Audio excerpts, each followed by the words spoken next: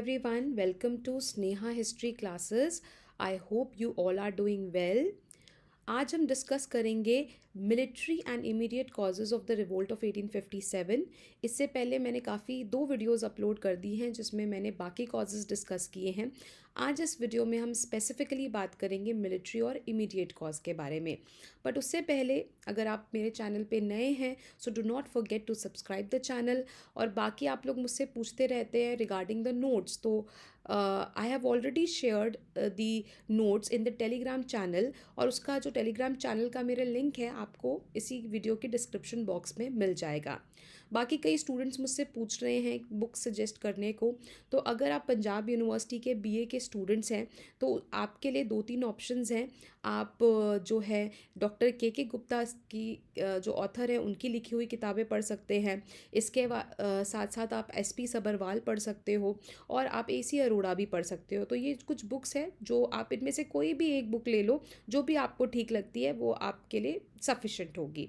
तो चलिए बहुत कुछ है जानने को, शुरू करते हैं। So we have already discuss the political causes, social and religious causes, administrative causes, economic causes. आज हम बात करेंगे मिलिट्री कॉजेज़ के बारे में। तो देखिए जो कंपनी की आर्मी थी उसमें ज़्यादातर आप देखेंगे लोकल सोल्जर्स होते थे जो कि दोनों हिंदू और मुस्लिम थे, और उनके साथ काफ़ी ज़्यादा ग्रीवेंसेस हो रहे थे, काफ़ी प्रॉब्लम्स हो रही थी मिलिट्री में, जिसकी वजह से वो काफ़ी डिसकंटेंटेड थे and that is why they started this revolt. So one by one discuss कर लेते हैं कि क्या कॉजेज़ थे। तो सबसे पहले हैं इल ट्रीटमेंट ऑफ सिपॉयज़। तो देखिए जो ब्रिटिशर्स थे ये हमेशा से अपने आप को एक सुपीरियर रेस मानते हैं। उन्होंने कभी भी इंडियंस को इक्वल ट्रीट नहीं किया। रादर वो कहते हैं कि उनका मिशन है सिविलाइज करने का सबको, तो वो इंडिया में जस्टिफाई करते हैं रूल को बाय सेइंग कि वो यहाँ पे लोगों को सिविलाइज करने के लिए आए हैं।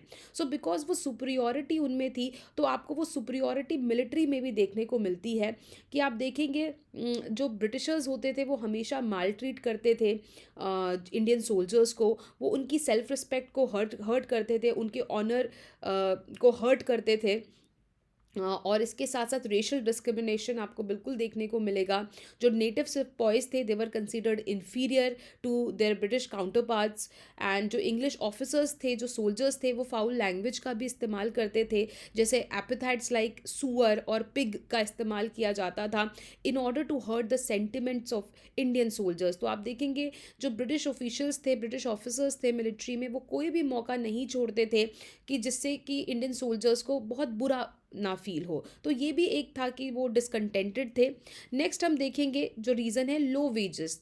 तो ब्रिटिश सोल्जर्स के या यूरोपियन सोल्जर्स के कंपैरिजन में जो इंडियन सोल्जर्स थे उनकी सैलरी काफ़ी कम होती थी, और वो ज़्यादा से ज़्यादा सूबेदार रैंक तक ही प्रमोट हो सकते थे। चाहे वो केपेबल हैं, वो अच्छे लीडर हैं, अच्छे अच्छे सोल्जर हैं, ठीक है, मिलिट्री जनरल हैं, पर फिर भी उनको बहुत हायर रैंक्स पे नहीं रखा जाता था।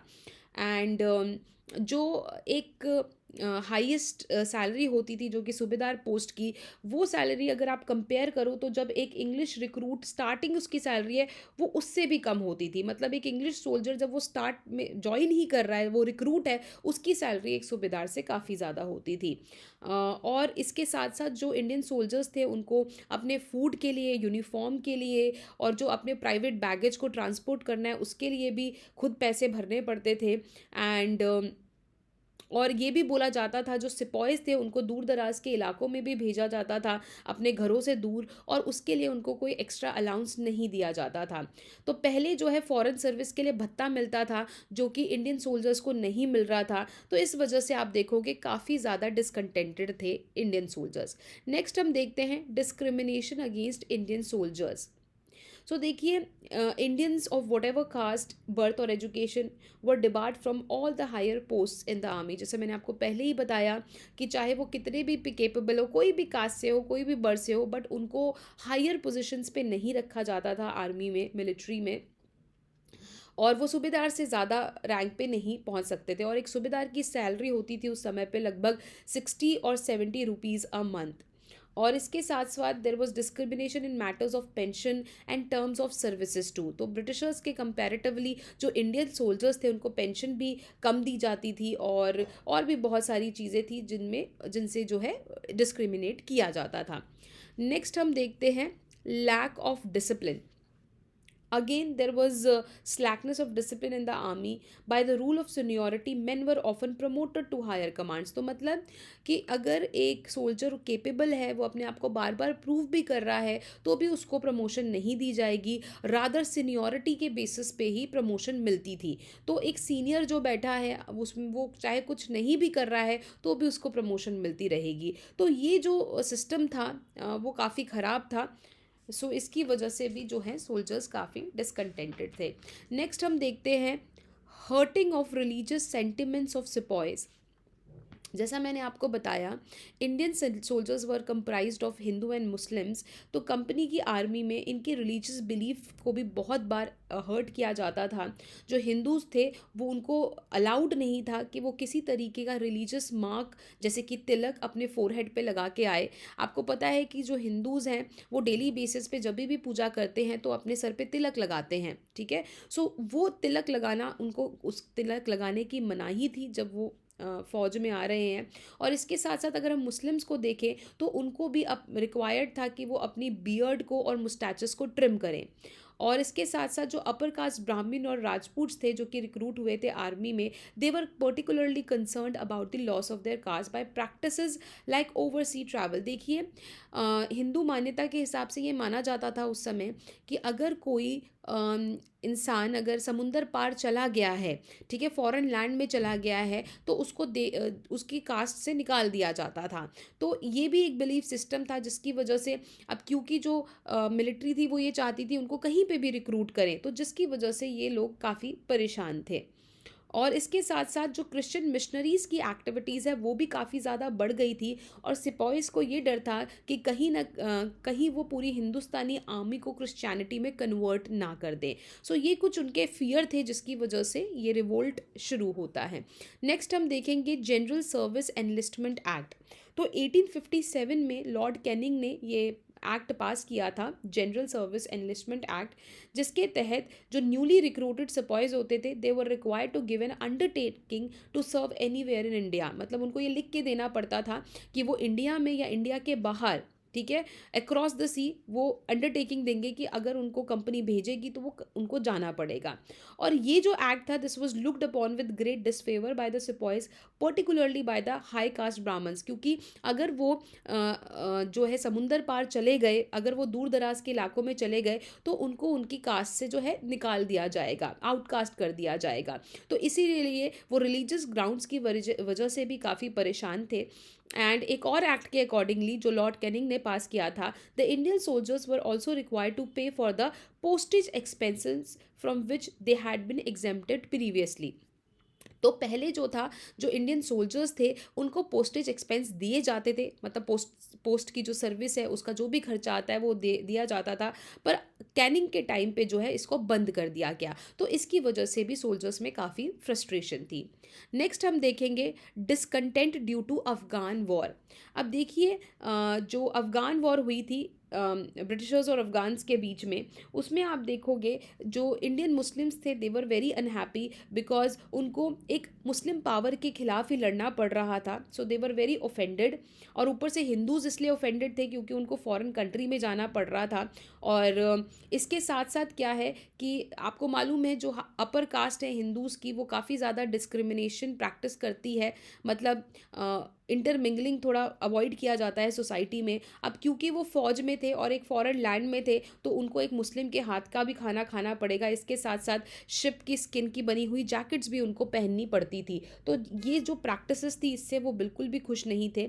इसके साथ साथ जो हिंदू और मुस्लिम सूबेदार थे they were shot dead for expressing these sentiments. और अगर वो अपनी ये फीलिंग्स बताते थे तो उनको मार दिया जाता था, जिसकी वजह से अगेन जो सिपॉइज थे they cause distrust among them for their English officers. They were very, मतलब वो बहुत नाखुश थे जो अंग्रेजी उनके अफसर थे उनसे, और वो एक मौका ही ढूंढ रहे थे कि किस तरीके से वो उनके खिलाफ कुछ जो है एजेंडा शुरू करे या फाइट शुरू करे। नेक्स्ट हम देखेंगे कॉमन ग्रीवेंसेस विद पेजेंट्स। अब देखिए काफ़ी सारे जो इंडियन सोल्जर्स थे वो पेजेंट फैमिली अवध की या नॉर्थ वेस्टर्न प्रोविंसेस की पेजेंट फैमिली से बिलोंग करते थे, और उनके काफ़ी क्लोज टाइज थे अपने मतलब जो विलेजेस में जो लोग हैं उनके किल्स हैं, दो दोस्त वगैरह हैं, रिश्तेदार हैं, उनसे काफ़ी क्लोज कनेक्शन थे उनके। देवर हैप्पी क्योंकि उनको न्यू सेटलमेंट के अकॉर्डिंग दूर के इलाकों में भेजा जा रहा था। इसके साथ साथ जो कुछ सोशल रिफॉर्म्स ब्रिटिशर्स लेकर आए थे जिसके अकॉर्डिंगली सती को अबॉलिश किया गया, या legalisation of window marriage and encouragement of female education, ये सारे जो रिफॉर्म्स वो लेकर आए सोशल रिफॉर्म्स, उससे भी ये लोग काफ़ी नाखुश थे। नेक्स्ट हम देखेंगे large proportion of Indian soldiers in army. अब देखिए जो काफ़ी डिस्पैरिटी आपको देखने को मिलेगी in the number of European and Indian soldiers in the British army, ठीक है। और एक तो ये था जब क्रिमियन वॉर शुरू होती है, अगर हम वर्ल्ड्स फेयर की बात करें 1854-56 में रशिया के खिलाफ जब इंग्लैंड लड़ता है, तो आप देखोगे more and more European soldiers had to be dispatch from India. तो इंडिया से काफ़ी सारे जो इंग्लिश सोल्जर्स थे उनको वहाँ के बुला लिया जाता है। एज अ रिजल्ट आप देखेंगे Indian soldiers rose 5 times to that of the British soldiers. तो जो इंडियन सोल्जर्स की तादाद थी as compared to European soldiers उस समय काफ़ी बढ़ गई थी। 1857 में आप देखोगे 45,000 मतलब जो लोग थे 45,000 were Europeans, and whereas Indian soldiers were around 2,32,000। तो आप देखोगे नंबर भी बढ़ गया इंडियन सोल्जर्स का, एंड ये all these things this encourage the Indian soldiers to participate in the mutiny of 1857 in large numbers. Next हम देखेंगे what was the reason discontent in Bengal army. देखिए जो आर्मी थी Indian army East India company की, वो 3 regiments में divided थी। देवर popularly known as, कौन कौन सी थी ये regiments? Bengal army, Bombay army और मद्रास आर्मी, ठीक है। और इनमें से जो सोल्जर्स थे बंगाल आर्मी के, they prided themselves on being tough fighters. तो वो बड़ा ही गुरूर था उनको, मतलब एक प्राइड फील करते थे कि वो काफ़ी टफ फाइटर्स हैं इस चीज़ पे। और this was chiefly compose of soldiers who held from Awadh and north western provinces of modern UP. A majority of them were high caste Hindus. देखिए अब ये जो बंगाल की आर्मी है जो कि प्राइड फील कर रही है अपने आप को टफ फाइटर्स बुलाकर, ठीक है, ये हाई कास्ट हिंदूज थे। आप देखो कि ज़्यादातर जो लोग थे इसमें वो वेल्दी मुस्लिम्स थे, मतलब एक अपर सोसाइटी से बिलोंग करते थे। So they held a sense of social esteem, क्योंकि जब आप एक अपर फैमिली से, मतलब अपर कास्ट क्लास फैमिली से बिलोंग करते हैं या अपर कास्ट फैमिली से बिलोंग करते हैं, तो वो एक सोशल एस्टीम उनका हाई होता है, वो अपने आप को सुपीरियर समझते हैं। और मतलब आप देखोगे जो सर्विस है और इन्वॉल्वमेंट है आर्मी की, वो मतलब क्योंकि एक बंगाल की फोर्स जो फ़ौज थी वो एक बहुत ही स्ट्रॉन्ग फ़ौज थी, ठीक है। तो इस वजह से जो ब्रिटिश ऑफिसर्स थे वो उनकी कुछ बातें मान लिया करते थे, मतलब उनको कुछ चीज़ों से एग्जेम्प्ट कर दिया जाता था, बहुत ज़्यादा स्ट्रिक्ट रूल्स नहीं फॉलो करते थे। बट ग्रेजुअली क्या होता है, the British officers stopped encouraging their caste privileges and high ritual status. तो जो स्टेटस उनको पहले मिला हुआ था, जिन चीज़ों से उनको एग्जेम्प्ट किया गया था, अब वो चीज़ ये नहीं मान रहे थे। एंड क्योंकि अब क्या है कि और भी अलग अलग जगह से सोल्जर्स आ गए थे आर्मी में, जैसे नेपाल से, पंजाब से, तो जिसकी वजह से अब यहाँ पे बंगाल आर्मी के लिए ये ज़रूरी हो गया था कि वो भी टाइम के साथ अपने आप को बदले और कंपनी की सुने। जो उनके प्रिविलेजेस हैं अब उनको खोने पड़ रहे थे। इसके साथ साथ in 1857 when Awadh was annexed to the British empire, the Bengal soldiers resented the damage caused to traditional landlords of Indian society. तो जब 1856 में जब अवध को अनेक्स कर लेता है, मतलब जो अवध है वो ब्रिटिश एम्पायर के अंडर आ जाता है, तो उस समय पे ये जो बंगाल के सोल्जर्स थे काफ़ी नाखुश थे जिस तरीके का ट्रीटमेंट दिया जा रहा था ट्रेडिशनल लैंड लॉर्ड्स को, जो भी डैमेज उनको हो रहा था उसकी वजह से, ठीक है। तो ये भी एक रीज़न बनता है, जो बंगाल आर्मी, क्योंकि इनके सोल्जर्स काफ़ी स्ट्रॉन्ग थे, पावरफुल थे, तो इसकी वजह से भी। नेक्स्ट है डिफीट ऑफ द इंग्लिश। जो पहली अफ़गान वॉर थी उसमें आप देखोगे इंग्लिश जो है, ब्रिटिशर्स हैं, उनकी हार होती है। तो जिससे ये जो लोगों के मन में ये धारणा थी कि अंग्रेज़ों को तो नहीं सकता, मतलब हराया नहीं जा सकता, वो धारणा अब टूट जाती है। और बहुत सारे जो इंग्लिश ऑफिसर्स थे वो इस बैटल में मारे गए थे। इसके साथ the Sikhs had put up a very bold front, और बल्कि सिक्स जो हैं वो काफ़ी हिम्मत से लड़ते हैं। वैसे भी अगर आप देखेंगे जो सिख सोल्जर्स हैं वो काफ़ी स्ट्रांग होते हैं फिजिकली भी, और आप मेंटली भी तो खैर है ही हैं। एक अच्छे सोल्जर की क्वालिटी है उनके अंदर, क्योंकि उनका रिलीजन भी कहीं ना कहीं उनको एक स्ट्रांग सोल्जर बनने के लिए थोड़ा सा प्रमोट किया जाता है उसमें, बिकॉज ऑफ खालसा। तो इसी वजह से सिख सोल्जर्स जो है बहुत अपनी जी जान लगा के लड़ते हैं। तो अगर हम देखें तो सिख सोल्जर्स ने काफ़ी अच्छी fight the, but the sepoys were now convinced that many victories which the English had gained had been entirely due to the support and bravery of Indian soldiers। तो ये जो मिथ था कि ब्रिटिशर्स काफ़ी strong है, वो break होता है, और उनको ये समझ में आ गया कि जितनी भी लड़ाइयाँ अंग्रेज जीते हैं वो इंडियन सोल्जर्स की मदद से ही जीते हैं। So the Indian sepoys felt further embolden by the defeat of the English in the Crimean war. और पहली अफगान वॉर में इनकी हार होती है। आगे चलकर क्रीमियन वॉर में भी आप देखोगे कहीं ना कहीं ब्रिटिशर्स को लूज़ करना पड़ता है। सो इसकी वजह से ये लोगों का की जो इच्छा थी वो और स्ट्रांग हो जाती है। जो डिज़ायर है उनका कि ब्रिटिशर्स को इंडिया से बाहर निकालना है, वो एकदम से काफ़ी स्ट्रांग हो जाता है। तो ये साइकोलॉजिकल फैक्टर जो है, it also provoked anti British feeling in the Indian sepoys. So these were the military causes. Now we will discuss the immediate cause. कि देखिए, हिस्ट्री में आप जब भी कॉजेज़ को पढ़ते हैं, कोई भी इवेंट होता है, तो ऐसा नहीं है कि वो अगर कोई लड़ाई है या कुछ भी हो रहा है तो वो एकदम से हो जा रहा है। उसके पीछे बहुत से रीज़न्स होते हैं जो बहुत लंबे समय से चले आते हैं। तो हम हमेशा पहले वो उस लंबे सारे रीज़न्स को डिस्कस करते हैं। उसके इमीडिएट क्या होता है कि ये चीज़ें तो चली आ रही थी, पर कुछ ऐसा हो जाता है कि उसके बाद एकदम से वो जो दंगे है या युद्ध है या कुछ भी है, वो इवेंट एकदम से इट हैपन्स। तो जैसे अब रिवोल्ट की बात करें तो हमने इतने सारे कॉजेज़ किए, फिर एकदम से एक ऐसी बोलते हैं ना, चिंगारी का काम करती है जो, तो वो एक ऐसा कॉज है जिससे कि फिर एकदम से फाइट स्टार्ट हो जाती है। सो वो देख लेते हैं क्या था। सो the immediate cause of the great rising was supplied by the terrible blunder of the greased cartridges। तो एक ग्रीस्ड कार्ट्रिज का जो मैटर है उसकी वजह से ये लड़ाई एकदम शुरू हो जाती है। उसके पीछे क्या था, जो न्यू एनफील्ड राइफल थी इंडिया में, ठीक है, सोल्जर्स के लिए नई राइफल मंगाई गई जो थी न्यू एनफील्ड राइफल, ठीक है। तो उसमें क्या होता था, in place of the old musket Brown Bess was to be loaded with a grease cartridge. अगर आप लोगों ने मंगल पांडे मूवी देखी होगी, अगर आपने नहीं देखी तो थोड़ा सा आप देख सकते हैं, उसमें आपको समझ में आ जाएगा कि किस तरीके से जो सिपॉयज थे देवर अनहैप्पी और कैसे ये बैटल शुरू होती है। तो उसमें आप देखेंगे कि क्या होता था, वो राइफल में जो है एक ग्रीस्ड रैपिंग पेपर होता था, उसको मुंह से खोलना पड़ता था, मतलब कार्ट्रिज होता था, और वो जो बारूद होता था वो उस राइफल में डालना पड़ता था, ठीक है। तो वो दांत से दबाना पड़ता था। तो ये रूमर फैल गया था कि ये जो कार्ट्रिज है उसमें गाय का या सुअर का फैट जो है वो इस्तेमाल हुआ है। अब आप देखेंगे मुस्लिम और हिंदू के लिए दोनों ये एनिमल्स प्रोहिबिटेड है, मतलब इनके लिए दोनों एनिमल्स, तो रिलीजियस सेंटिमेंट्स को ये हर्ट कर रहा है। तो जिसकी वजह से and because the majority of the sepoys were high caste Hindus and Musalmans, so they refuse to use these cartridges as it would undermine their upper class status. क्योंकि अगर वो ऐसा कुछ कर लेते हैं तो उनकी बेसिकली आउटकास्ट, या कहीं से भी आप देखिए उनके खैर रिलीजियस सेंटिमेंट्स हर्ट हो रहे हैं, जो वो नहीं करना चाहते वो उनसे करवाया जा रहा है। एंड देखिए ये भी रीज़न था because cow and pig were very easily available. तो एक्चुअली में ये रूमर नहीं था, ये सच था, ठीक है, कि उनका इस्तेमाल किया जा रहा था क्योंकि जो ब्रिटिशर्स है उनको वो सस्ता पड़ रहा था।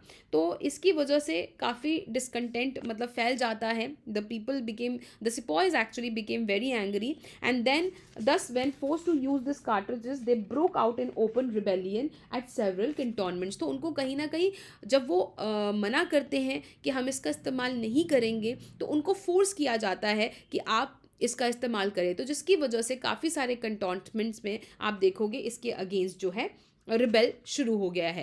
And the refusal of the sepoys to use the grease cartridges was regarded by the authorities as an act of insubordination and were punished accordingly. और ये जो चीज़ है कि ये रिफ्यूज़ल जो है, ये ब्रिटिशर्स जो आर्मी की मतलब जो हायर ऑफिसर्स है वो बर्दाश्त नहीं करते हैं और वो कहते हैं कि इसके लिए तुम्हें पनिश किया जाएगा। And it must be mentioned here that discontent and disaffection were already present in the minds of the soldiers. तो देखिए ऐसा नहीं है कि ये कोई ऐसी चीज़ थी कि इसकी वजह से हुआ। बहुत सारे रीजंस ऑलरेडी जो हमने डिस्कस किए वो चले आ रहे थे, जिसकी वजह से the sepoys were very unhappy. और ये जो ग्रीस कार्ट्रिज है उसने एक मैच स्टिक का काम किया कि बस उसने बोलते ना आग में घी का काम किया, और उसके बाद एकदम से जो एक्सप्लोड हो गया, मतलब जो दंगे हैं वो भड़क गए, जो लड़ाई है वो शुरू हो गई। So the sepoys were joined by the agreed, और आगे चलकर सिपॉइज को है प्रिंसेस ने और लोगों ने जिनकी अपनी प्रॉब्लम्स थी वो ज्वाइन किया against the Britishers. They join hands and they all resolve to get rid of the English tyranny and begin the people's war of independence और वॉर ऑफ इंडियन फ्रीडम। तो इस तरीके से प्रिंसेस ने और लोगों ने, ठीक है, सब ने एक साथ हाथ मिलाया और उनका एक ही मोटिव था कि ब्रिटिश पावर को इंडिया से हटाना है। इसी वजह से हम 1857 के रिवोल्ट को पहला वॉर ऑफ इंडिपेंडेंस भी या first war of Indian freedom भी कहते हैं। सो आज हम बस इतना ही करेंगे। सो इसके साथ ही कॉजेज़ कंप्लीट होते हैं। आगे हम डिस्कस करेंगे आने वाली वीडियोस में कि कौन कौन सी जगह पे रिवोल्ट जो है कहाँ से शुरू होता है, कैसे आगे बढ़ता है, और क्या रीजंस थे जिसकी वजह से रिवोल्ट फेल होता है, और अल्टीमेटली इसका इफ़ेक्ट क्या होता है। सो आई होप आपको वीडियो पसंद आई होगी। अगर आपके कोई डाउट्स हैं तो आप इसी वीडियो के कमेंट सेक्शन में मुझे पूछ सकते हैं। Thank you so much for watching the video. If you like the video, so please do not forget to subscribe the channel, like, share and comment. Thank you so much once again. I'll see you in the next video. Till then, take care, stay safe.